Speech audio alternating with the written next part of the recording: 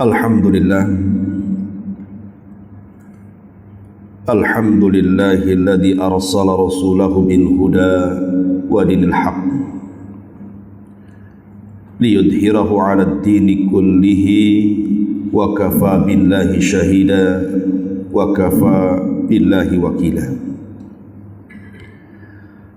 Asyhadu an la ilaha illallah wahdahu rabbi la syarika lah wa asyhadu anna Muhammadan 'abduhu wa rasuluhu alladzi la nabiyya ba'dah, amma ba'du. Jamaah salat subuh yang dimuliakan Allah Subhanahu wa taala. Alhamdulillah di subuh ini kita bisa melaksanakan salat subuh berjamaah, salat yang paling berat dilakukan oleh orang-orang munafik. Dan tak lupa salawat dan juga salam kita hadiahkan kepada Rasul kita Nabi besar Muhammad sallallahu alaihi wa ala alihi wasallam. Pembahasan di pagi hari ini kita akan menjelaskan tentang tanda jelas dari kematian husnul khatimah dan juga kematian su'ul khatimah.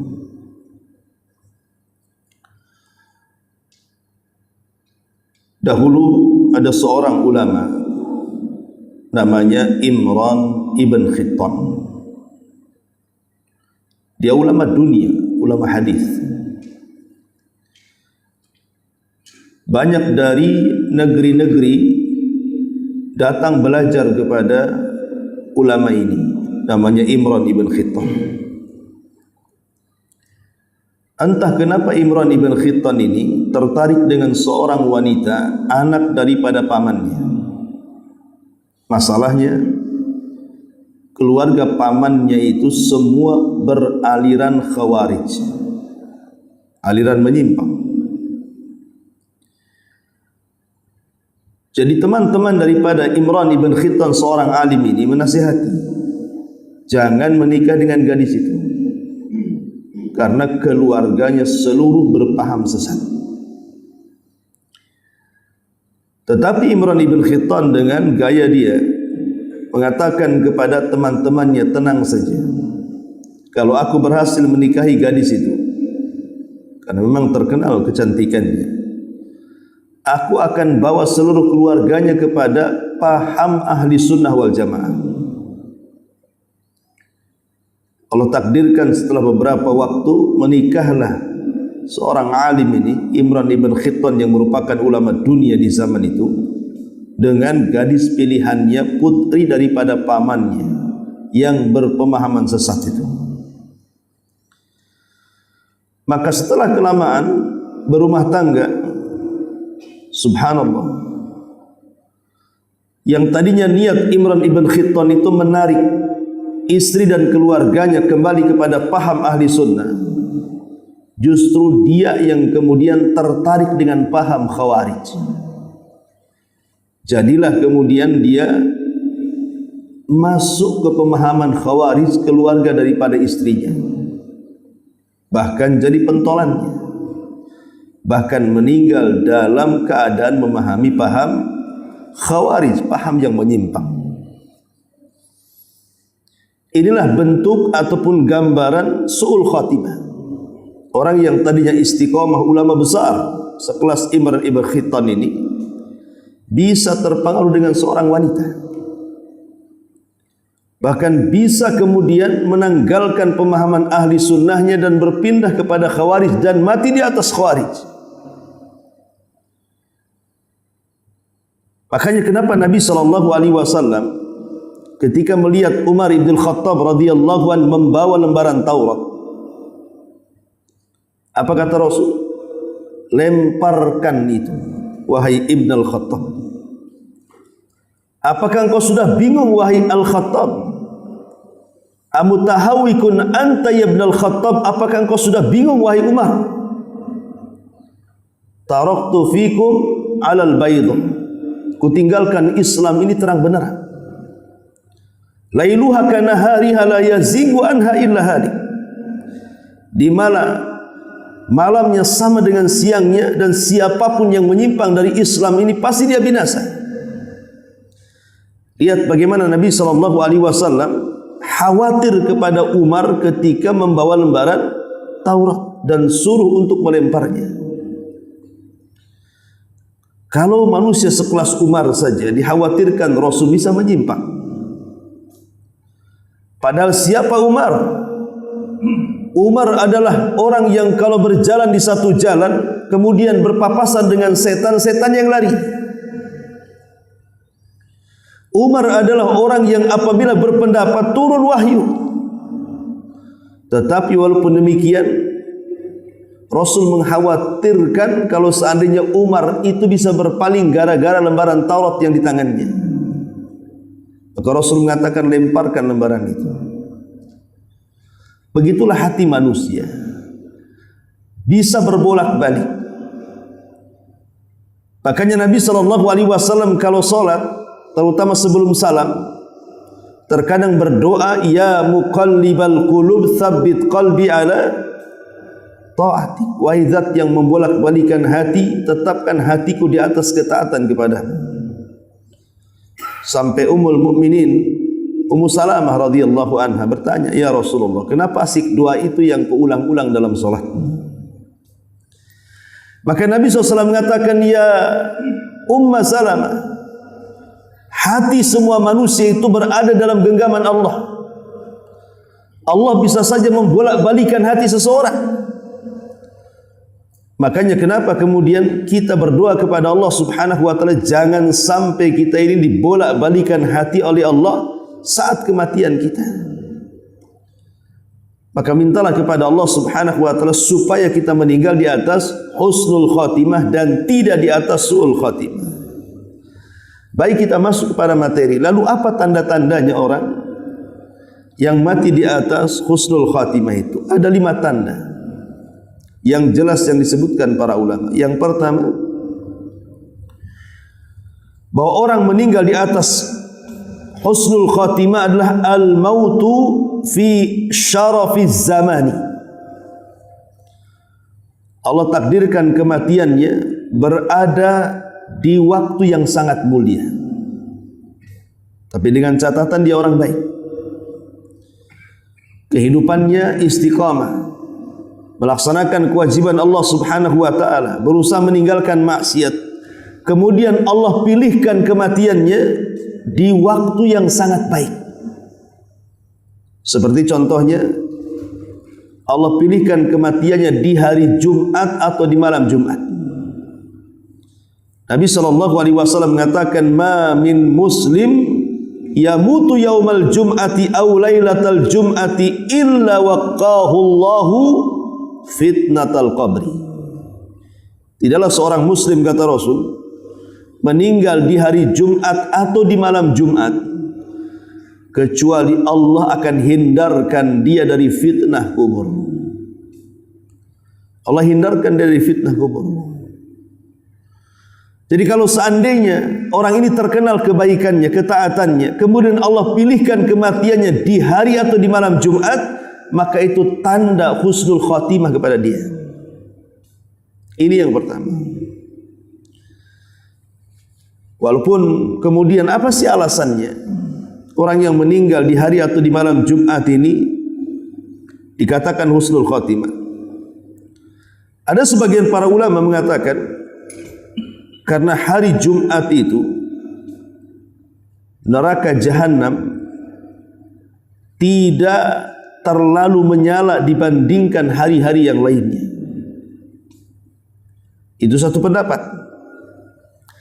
Pendapat yang lainnya karena di hari Jumat itu adalah sayyidul ayyam, pemimpinnya hari. Dan ada juga mengatakan karena hari Jumat itu hari yang mulia yang Allah pilihkan kepada kaum muslimin. Sebagaimana hari Sabtu Allah pilih, orang Yahudi memilih, kemudian orang-orang Nasrani mengambil hari Ahad, tapi Jumat itu Allah yang memilihkan. Karena itu hari mulia, hari di mana Adam diciptakan, Adam dimasukkan ke dalam sorga, Adam dikeluarkan dari sorga, dan di hari itu pula kiamat dibangkitkan. Yang kedua, Allah Subhanahu wa taala wafatkan dia di bulan Ramadan. Kalau dia orang baik, orang yang taat, orang yang suka menghindar dari maksiat, Allah pilihkan kematiannya di bulan Ramadan. Maka itu juga tanda dari tanda-tanda husnul khatimah, karena meninggal di waktu yang baik. Atau meninggal saat haji di hari Arafah. Kata Nabi SAW, "Ma min yaumin akthar min an yu'tikallahu fihi 'abdan minan nar min yaumi Arafah wa innahu la yadnu thumma yubahi bihimul malaika fayaqulu ma arada haula." Tidaklah satu hari yang lebih banyak Allah memerdekakan hamba-hambanya melebihi hari Arafah. Maka beruntunglah anda yang pernah haji, karena yang bisa wukuf di Arafah itu orang yang haji. Di situlah Allah Subhanahu wa taala akan banyak memerdekakan hamba-hambanya dari api neraka. Kalau Allah takdirkan sedang wukuf meninggal dunia dan dia memang hajinya ikhlas karena Allah, maka boleh jadi itu kematian terbaik yang Allah pilihkan. Kenapa? Karena al-mautu fi syarafi az-zamani, kematian di waktu yang mulia. Yang kedua, al-mautu fi syarafil makan. Allah pilihkan kematiannya di tempat yang mulia. Dahulu di zaman Nabi SAW, kondisi kota Madinah itu tidak sebagaimana kondisi Madinah hari ini. Karena di zaman itu Mekah dan Madinah secara ekonomi kalah dengan Yaman dan kalah dengan Syam. Makanya orang-orang Mekah, mereka kemudian berniaga ke Yaman di musim dingin dan ke Yaman di musim panas dan ke Syam di musim dingin. Dari sini digambarkan dalam Al-Quran, li ila fi Quraisyin ila fihim rihlatash syita'i was-sayf. Ada waktu syita dingin, ada saif panas. Jadi waktu dingin ke Yaman, ke Syam, waktu panas ke Yaman. Lah banyak orang-orang Madinah yang ketika itu ingin hijrah ke Yaman karena ingin memperbaiki kondisi hidupnya. Karena dia di Madinah susah ekonomi masalahnya. Maka Nabi SAW mengingatkan para sahabat dan mengatakan, "Man istata'a an yamuta bil madinati falyamut biha fa inni ashfa'u liman yamutu biha." Barang siapa yang ingin meninggal di kota Madinah, maka meninggallah di Madinah, karena aku akan berikan syafaat bagi orang yang meninggal di kota Madinah. Karena ketika itu penduduk Madinah banyak yang hijrah ke Yaman masalahnya. Padahal negeri Madinah itu jauh lebih mulia dibandingkan negeri Yaman, itu tanah haram. Maka kalau seandainya ada orang yang ditakdirkan meninggal di tempat ini, maksudnya Madinah Al-Munawwarah, tempat hijrah Rasul, dan dia orang baik, maka Allah Subhanahu wa taala berikan tanda bahwa itulah kematian yang baik bagi dia. Ma'asyiral muslimin yang dimuliakan Allah Subhanahu wa taala, ini yang pertama, kematian di tempat yang baik.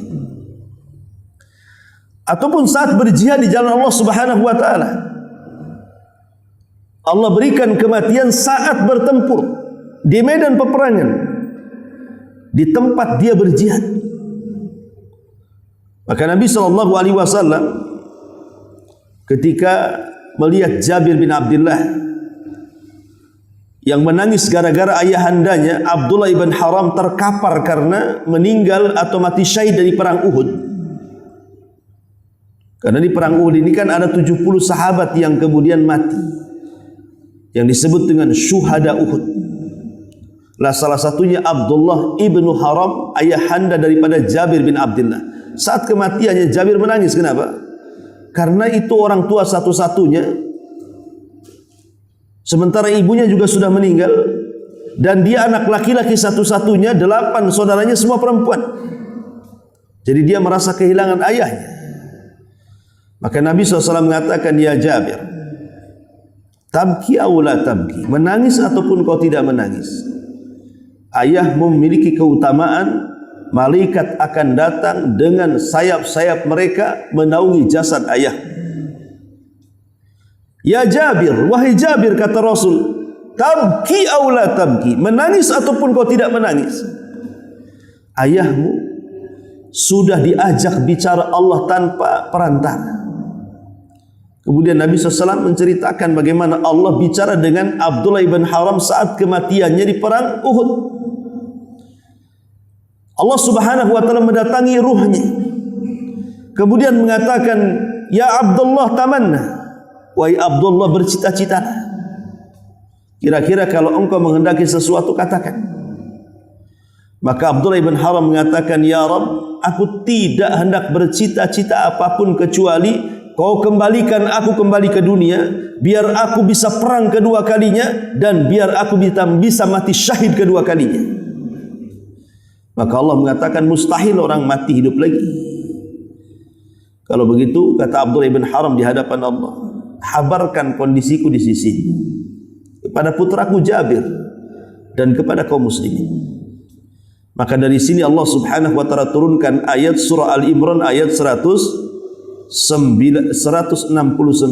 wala tahsabanna alladhina qutilu fi sabilillahi amwatan bal ahya inda rabbihim yurzakun farihina bima atahumullahu min fadli wa yastabshiruna billadhina lam yalhaqu bihim ila akhiril ayat. Jangan kau kira orang yang mati syahid itu mereka mati, tidak, mereka hidup. Mereka sedang diberikan rizki dan mereka sedang bersenang-senang di sisi Rabbnya. Dari sini kita tahu bahwa orang yang meninggal di tempat mulia peperangan, maka menunjukkan dia dianugerahi husnul khatimah. Ini yang kedua. Yang ketiga, al-mautu fi syarafil hadi, kematian dalam kondisi terbaik. Jadi pertama, kematian di waktu terbaik, kedua kematian di tempat terbaik, dan yang ketiga kematian dalam kondisi terbaik. Dan ini yang menjadi acuan ibrah kematian. Karena ada sebagian ulama mengatakan bahwa kematian itu ibrahnya bukan di mana kita mati, tapi bagaimana caranya kita mati. Mati boleh di mana saja. Kita boleh mati di Tanjung Pinang, kalau kita boleh mati di Tanjung Uban, kita bisa mati di Batam atau di tempat-tempat yang lainnya. Ibrah itu bukan di mana kita mati. Di mana kita mati, di mana-mana kita bisa mati. Wa ma tadri nafsum bi ayyi ardin tamut. Jiwa itu tidak tahu di mana dia akan mati. Tapi itu bukan ibrahnya. Ibrah itu bagaimana caranya kita mati. Sul khatimah atau husnul khatimah. Maka kita berharap kepada Allah Subhanahu wa taala supaya cara kita mati itu menunjukkan ada tanda-tanda husnul khatimah. Seperti umpamanya dia meninggal dan dia sanggup mengucapkan kalimat la ilaha illallah. Karena Rasul yang mengatakan, man kana akhiru kalamihi la ilaha illallah dakhala al-jannah. Siapa yang akhir ucapannya la ilaha illallah, maka Allah jamin masuk surga. Karena dia mati di atas tauhid. Atau boleh jadi saat kematiannya tiba-tiba dahinya penuh dengan keringat, padahal di musim dingin. Tiba-tiba dahinya orang yang meninggal ini penuh dengan keringat. Kata Nabi SAW, mautul mu'min bi araqil jabin. Kematian seorang mukmin itu dengan adanya keringat di dahinya. Kenapa orang-orang yang, coba kalau Anda melihat ada orang meninggal, lihat dahinya, berkeringat atau tidak. Kalau berkeringat dan dia orang baik, berarti Allah pilihkan kematiannya husnul khatimah. Apa alasannya? Ada yang mengatakan bahwa keringat di dahi itu karena dia menahan sakit yang luar biasa saat kematiannya, sehingga dengan menahan sakitnya itu sampai berkeringat dahinya. Dan boleh jadi ketika dia merasakan sakit yang luar biasa saat kematiannya, rasa sakit itulah yang mengakhiri semua dosa-dosanya. Karena sakit itu peluntur dosa. Itu satu pendapat.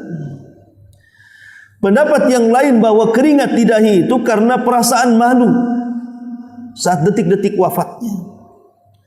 Malu kalau seandainya dia tidak membawa amalan yang banyak di hadapan Allah. Malu kalau seandainya dia kurang beramal untuk Allah. Sehingga perasaan malu yang luar biasa itu menjadikan berkeringat di dahinya. Dan itu juga tanda husnul khatimah. Tapi ada juga ulama mengatakan itu menunjukkan Allah mudahkan kematiannya dengan adanya keringat di keningnya. Tapi apapun alasan para ulama bahwa tetap kita mengacu kepada hadis Nabi SAW, mautul mu'min bi araqil jabin. Kematian seorang mukmin itu dengan tanda adanya keringat di kening atau dahinya. Itu sudah cukup menunjukkan bahwa orang yang baik dipilihkan kematiannya seperti itu, berarti itu tanda husnul khatimah. Ma'asyiral muslimin wal muslimat rahimakumullah. Atau mungkin Allah Subhanahu wa taala pilihkan kondisi dalam kondisi dia mati syahid. Syahid itu kan tidak mesti harus di pertempuran kan gitu ya. Orang yang ketika pergi nelayan, umpamanya Anda seorang nelayan dan Anda orang baik, senantiasa melaksanakan ketaatan, kewajiban dan berusaha menghindar dari kemaksiatan, sementara pekerjaan sehari-hari menjadi nelayan. Ketika dia berangkat nelayan, dia niat bahwa saya bekerja itu karena Allah untuk menghidupi keluarga. Berarti kerjanya ibadah karena ada niat. Tiba-tiba ketika di tengah lautan tenggelam pula dia. Mati. Itu mati syahid. Syahid di akhirat walaupun tidak syahid di dunia. Atau seorang tukang bangunan. Tiba-tiba dia sedang bekerja, tahu-tahu robohlah itu bangunan mengenai kepalanya, tiba-tiba meninggal. Dan dia orang baik, maka itu dia mati syahid. Atau tiba-tiba sakit perut kemudian meninggal. Atau seorang wanita yang melahirkan, memperjuangkan keluar anaknya, tiba-tiba meninggal. Jadi mati syahid itu banyak sekali gitu. Kalau seandainya Allah pilihkan kematian seperti itu, dan dia orang baik, sekali lagi boleh jadi itu tanda husnul khatimah kepada dia. Ini yang ketiga. Kemudian yang keempat, al-mautu, kematian saat dia melakukan amal saleh. Kematian saat dia melakukan amal saleh. Boleh jadi ketika dia puasa dia meninggal. Ketika dia baca Quran dia meninggal, seperti Utsman ibn Affan ketika membaca Quran dia meninggal. Ketika dia sedang sujud dia meninggal. Seperti ada seorang syekh bercerita, ada orang tua. Orang tua ini bukan seorang ulama. Orang tua ini orang biasa, tapi dia rajin ke masjid. Entah kenapa orang tua ini selepas sholat dia datang kepada imam sholatnya dan mengatakan, Pak Imam, ini kejadiannya di Riyadh. Pak Imam, ajarkan kepadaku satu hadis yang aku bisa berdakwah dengan hadis itu. Akhirnya imam solat ini kaget karena jarang-jarang ada makmum bertanya. Terlintaslah di kepala Pak Imam ini satu hadis Nabi. Kata Pak Imam ini, baik, aku ingat satu hadis Nabi. Nabi SAW bersabda, kalimatani khafifatani ala lisani, thaqilatani fil mizani, habibatani ala rahmani, subhanallah wa bihamdihi, subhanallahil azim. Dua kalimat yang sangat ringan di lisan, namun berat dalam timbangan. Kalau dibaca dicintai Rahman Allah Subhanahu wa taala. Subhanallah wa bihamdihi, subhanallahil azim. Subhanallah wa bihamdihi, subhanallahil azim. Ya. Jadi akhirnya sang makmum, seorang kakek-kakek ini langsung menghafal hadis itu. Setelah menghafal hadis itu, setiap ketemu orang kakek ini pasti dia bacakan hadis ini. Jadi kalau ketemu orang di jalan, sini. Nabi bersabda 2 kalimat, ringan di lisan, dicintai Ar-Rahman, memberatkan timbangan, katakan subhanallah wa bihamdihi subhanallahil azim. Kemudian kakek ini masuk pasar, berteriak di pasar, wahai penduduk pasar, Nabi bersabda 2 kalimat, ringan di lisan, berat dalam timbangan, dicintai Ar-Rahman, subhanallah wa bihamdihi subhanallahil azim. Kemudian semua orang yang didatanginya pasti dia akan ngomong begitu. Sampai satu hari sang kakek ini koma, dibawa ke rumah sakit. Di dalam rumah sakit keluarganya cemas-cemas harap karena tidak bangun-bangun dari komanya, karena sudah beberapa hari koma masalahnya. Tiba-tiba kakek ini sadar dari komanya. Yang pertama dipanggil siapa? Dokter. Ya dokter, wahai dokter, di mana kamu, katanya. Maka langsung keluarganya memanggil Pak Dokter. Pak Dokter, kakek kami sudah sembuh, sudah sadar, sudah siuman. Maka sang dokter datang, tiba-tiba tangannya dipegang erat oleh sang kakek dan mengatakan, ya dokter, Nabi bersabda 2 kalimat, ringan di lisan, berat dalam timbangan, dicintai Ar-Rahman, subhanallah wa bihamdihi subhanallahil azim. Ketika dia mengucapkan kalimat itu di hadapan dokter, nyawanya melesat, meninggal. Dalam kondisi apa?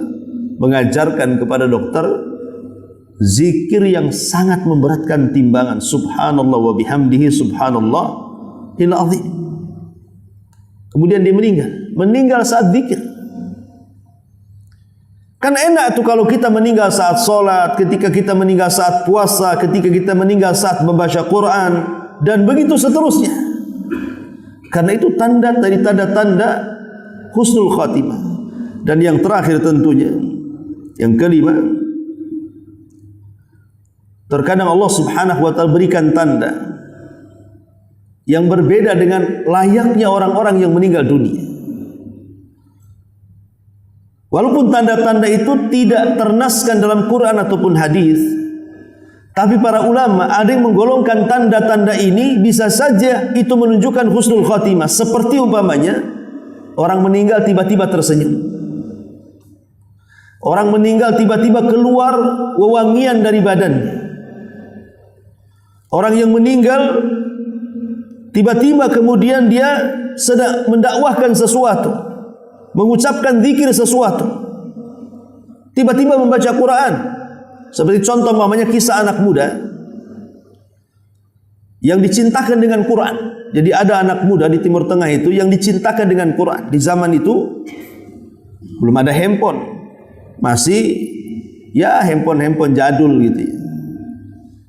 Jadi anak muda di zaman itu ada orang yang suka dengan Quran, belilah dia Quran saku. Kalau sekarang baca Quran tinggal tengok handphone saja, buka aplikasi kan. Kalau dulu kan pakai Quran saku gitu ya, Quran yang bisa ditaruh di sakunya, namanya Quran saku.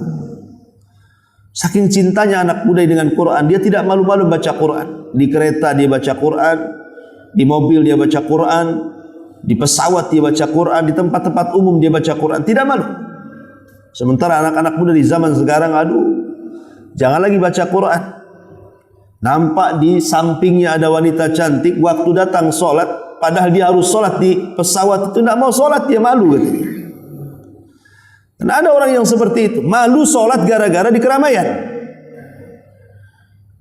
Jadi satu hari anak muda ini mengendarai mobil, tiba-tiba kecelakaan hebat mobilnya. Semua mati kecuali anak muda ini, tapi anak muda ini pun sakaratul maut. Anak muda ini langsung dibawa ke mustasfa, ke rumah sakit. Di rumah sakit anak muda ini terus membaca ayat Al-Quran suratul Najm. Wan najmi idza hawa ma dhalla sahibukum wa ma gawa wa ma yantiqu anil hawa in huwa illa wahyun yuha. Itu saja diulang-ulang kalimat itu. Surah An-Najm ayat 1 sampai 5 dibaca oleh dia, diulang-ulang. Sampai pada waktunya ketika dia mengucapkan wa ma yantiqu anil hawa in huwa illa wahyun yuha, tidaklah Muhammad berbicara dengan hawa nafsunya, yang dibicarakan Muhammad adalah wahyu yang diwahyukan kepadanya. Itulah ayat yang terakhir dibaca dia, kemudian dia meninggal dunia. Lihat, ayat yang dibaca pun disesuaikan dengan hobi dia membaca Quran, kemudian meninggal. Lah inilah 5 ciri yang disebutkan para ulama tentang ciri-ciri husnul khatimah. Baik kita bicara kebalikannya. Ada orang-orang yang ditakdirkan meninggal suul khatimah. Apa tanda-tandanya? Pertama, fasadul mu'taqad. Orang yang suul khatimah tanda-tandanya ketika kematiannya dia memiliki paham sesat. Seperti tadilah orang-orang Khawarij, menyimpang pemahamannya. Contoh umpamanya dalam kehidupan, kan ada ucapan-ucapan itu yang tanpa sadar orang mengucapkannya bisa kufur. Ada perbuatan-perbuatan itu kalau dilakukan tanpa sadar perbuatannya mengeluarkan dia dari Islam. Contoh umpamanya ucapan kufur. Dia mengatakan semua orang merdeka bisa memilih agama apa saja. Itu kan ucapan kufur. Dia tidak meyakini kebenaran Islam namanya kan. Seperti yang dilakukan Islam liberal, mengatakan apa? Manusia itu bebas memilih agama, jangan dipaksakan. Karena semua agama itu sama. Banyak jalan menuju Roma, toh juga sampai juga di Roma. Artinya banyak jalan menuju surga, mau apa saja nanti juga masuk surga katanya. Lalu apa juga dengan firman Allah kalau begitu? Inna dina indallahil Islam. Agama satu-satunya di Allah adalah agama Islam. Wa man yabtaghi ghairal islami dinan falan yuqbala minhu wa huwa fil akhirati minal khasirin. Siapa yang mencari agama selain Islam maka ditolak agamanya dan di akhirat termasuk orang merugi. Lalu apa dengan ayat-ayat ini kalau dia mengatakan seperti itu? Makanya pemahaman seperti ini bisa mengeluarkan orang dari Islam tuh. Mengatakan semua agama sama, kita ini bebas memilih agama, atau mungkin hukum di luar dari hukum Allah lebih pantas, lebih mulia dibandingkan hukum Allah, dan begitu seterusnya. Ada kata-kata itu di masyarakat yang tanpa sadar mengeluarkan dia dari Islam. Kalau kata-kata itu tidak dicabut sampai dia meninggal, boleh jadi dia meninggal di atas suul khatimah. Ini satu. Yang kedua, mukhalafatul batin li zahir. Seseorang yang menyelisih antara zahir dan batinnya. Ada orang yang nampak di hadapan kita, nampaknya dia ahli ibadah. Oh, sering ke masjid, sering ke pengajian, sering puasa. Ada yang secara lahiriah, secara lahiriah, nampak di hadapan kita dia orang soleh. Tapi hakikatnya dia menampakkan kesolehan itu hanya untuk ria-riaan saja, hanya untuk sum'ah-sum'ahan saja. Dia solat supaya manusia menganggap dia ahli solat. Dia puasa supaya manusia menganggap dia ahli puasa. Dia baca Quran supaya manusia menganggap dia qari, dan begitu seterusnya. Orang yang menampakkan amal solehnya dalam rangka ria itu tidak diterima, walaupun zahirnya dia baik. Karena amal soleh itu baru diterima kalau satu, ikhlas karena Allah, dua, mencontoh Rasulullah. Kalau kita tidak ikhlas dan tidak mencontoh Rasulullah, tidak akan diterima amal itu. Lah salah satunya ikhlas karena Allah, tidak ria dan tidak sum'ah, tidak takabur dan tidak ujub. Orang yang ibadahnya hanya untuk manusia, bukan untuk Allah, ketika dia meninggal dunia walaupun di atas ibadah, tetap dia suul khatimah. Tetap dia suul khatimah. Karena ada orang-orang itu yang merasa dirinya lebih baik dibandingkan orang sehingga meremehkan orang. Ada satu ucapan yang bagus dari Abdullah bin Umar radhiyallahu anhu saat ditanya tentang makna takwa. Ibnu Umar, takwa itu apa? Apa kata Ibnu Umar? Takwa itu alla tadhunanna annaka khairun min ahadin. Orang yang bertakwa adalah orang yang tidak menyangka dirinya jauh lebih baik dibandingkan orang. Jadi Ibnu Umar mengatakan, kalau anda betul-betul bertakwa, jangan membanggakan diri dan meremehkan orang. Karena ada orang-orang itu merasa dirinya lebih hebat, lebih ahli ibadah, lebih berilmu dibandingkan yang lainnya. Makanya di zaman Nabi, sahabat sedang berkumpul nih, membicarakan tentang satu orang yang ibadahnya luar biasa, solatnya luar biasa, puasanya luar biasa, baca Qur'annya luar biasa, pokoknya top markotop lah bahasa kitanya. Akhirnya kedengaran ke telinga Nabi bahwa para sahabat yang sedang berkumpul ini membicarakan satu sahabat yang menurut mereka luar biasa ibadahnya. Maka berkumpullah mereka dengan Nabi.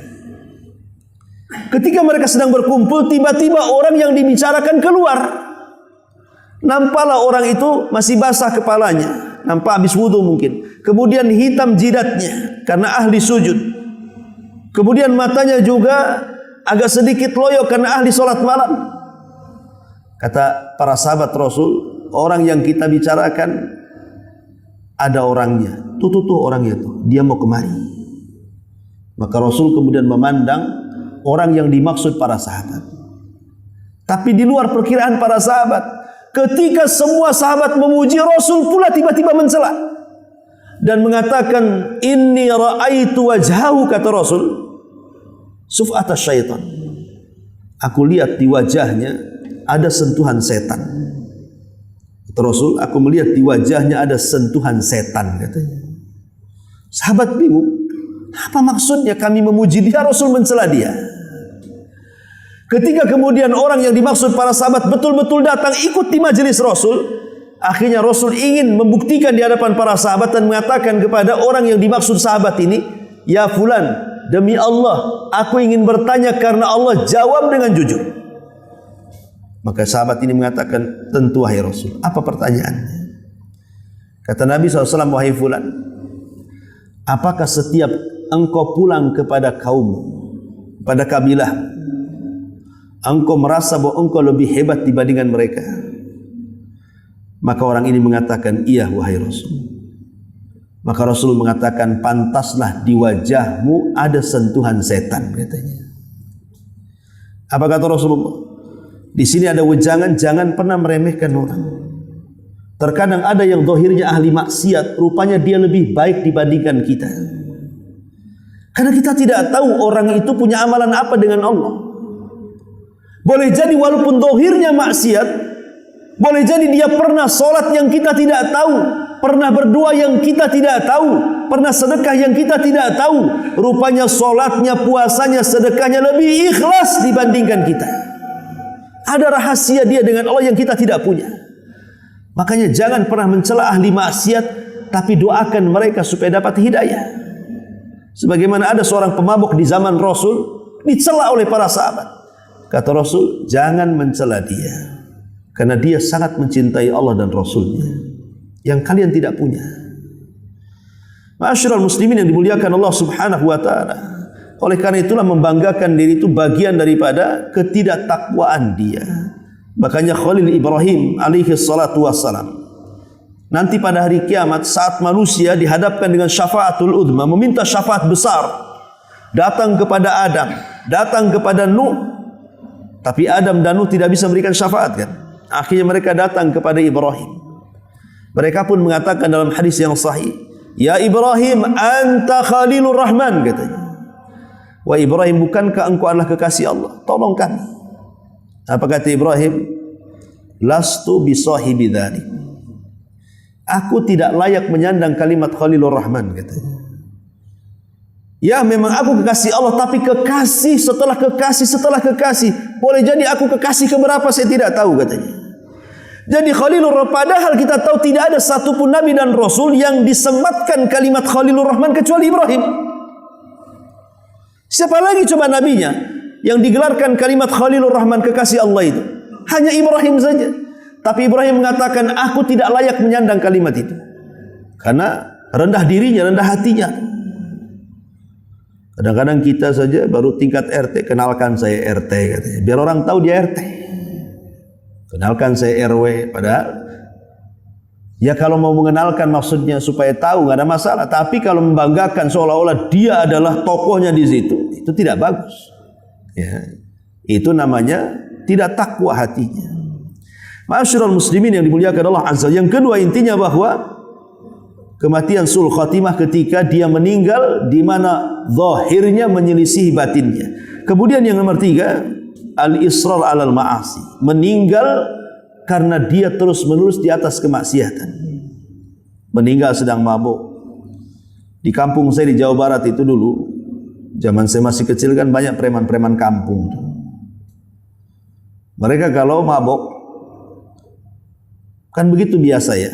Orang kalau terbiasa mabuk pasti sama dengan orang yang makan pil haram kan, ganja dan yang semacamnya, heroin ya.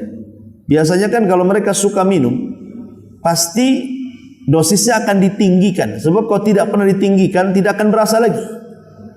Makanya kenapa ada yang overdosis kan?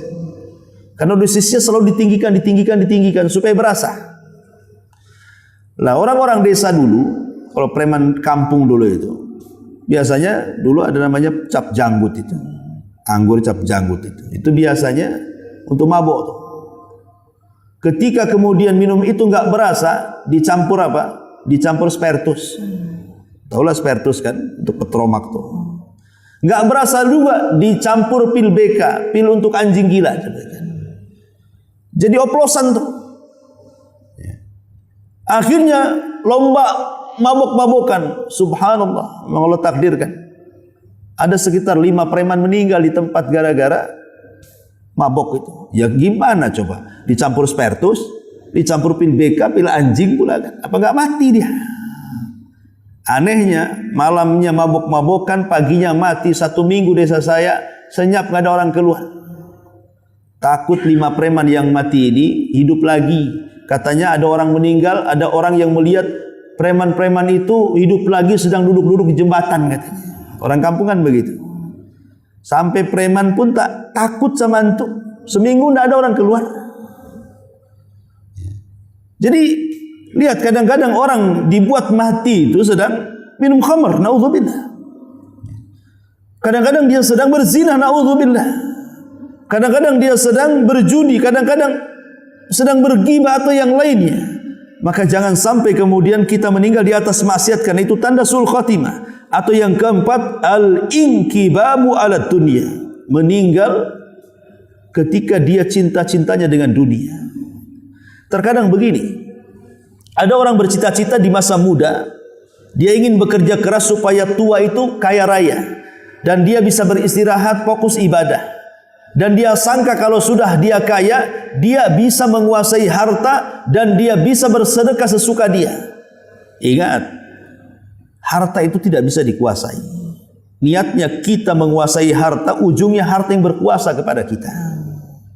Karena banyak orang-orang yang sudah kaya, sudah tua, usianya sudah lanjut usia 60-70 tahun, bukannya berhenti, padahal kalau dia berhenti cukup tuh kekayaannya untuk dia dan 7 turunannya. Tapi makin sibuk buat cabang perusahaan sana, perusahaan sini, sampai lupa diri, akhirnya meninggal, harta sendiri tidak dibawa, mati. Nah ini kan su'ul khatimah namanya. Su'ul khatimah. Ingat, ada orang-orang yang seperti itu ketika susah memang dia mengatakan, saya kalau kaya Ustaz, saya akan infak katanya. Sudah kaya, bukan dia menguasai harta, harta yang menguasai dia. Ya. Sampai ada orang kaya yang jatuh miskin datang ke saya. Ustaz, coba kalau saya ketemu Ustaz waktu saya kaya, katanya, saya bangun pondok Ustaz katanya. Jadi saya bilang, kenapa kau datang miskin-miskin ke saya? Kenapa ngomong itu sudah miskin? Kenapa ketika kaya kau tidak datang kemari? Sudah miskin datang pula cerita sama saya.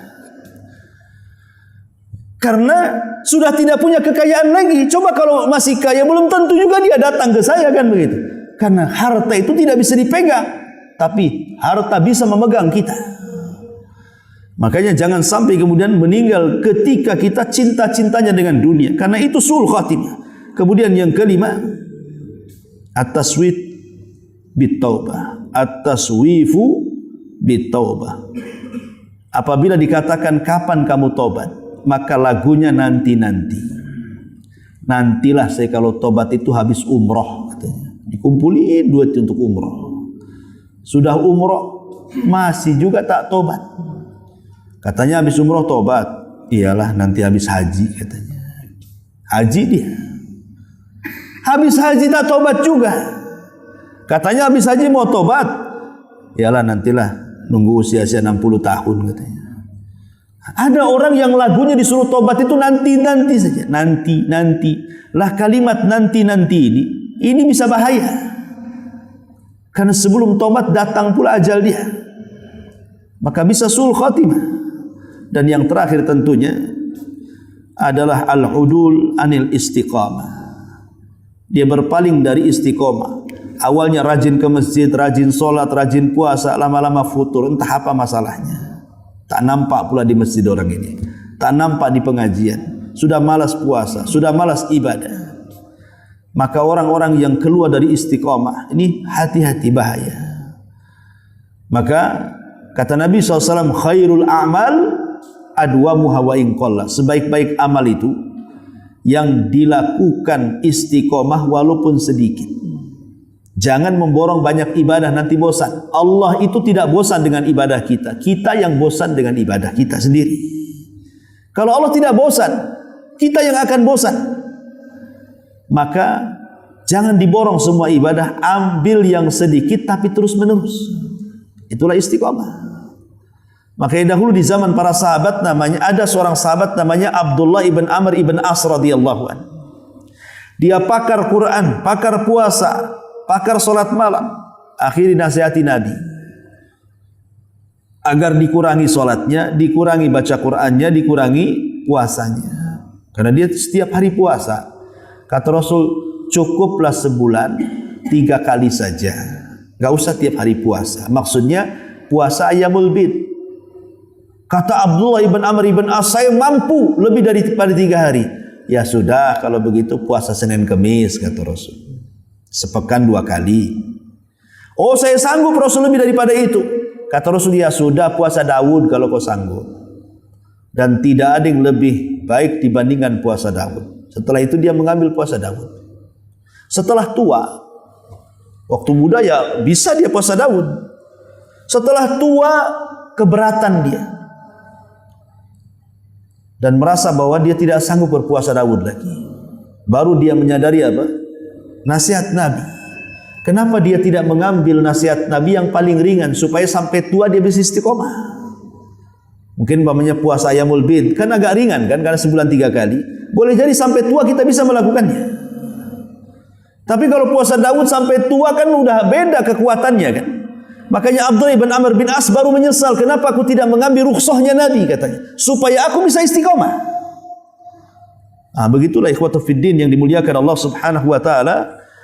Di antara tanda kematian su'ul khatimah dan husnul khatimah. Wallahu a'lam bishawab. Sebelum saya tutup silakan kalau ada yang ditanyakan. Tidak ada. Alhamdulillah sudah paham semuanya. Subhanakallah bihamdika asyhadu an la ilaha illa anta astaghfiruka wa atubu ilaik. Assalamualaikum warahmatullahi wabarakatuh.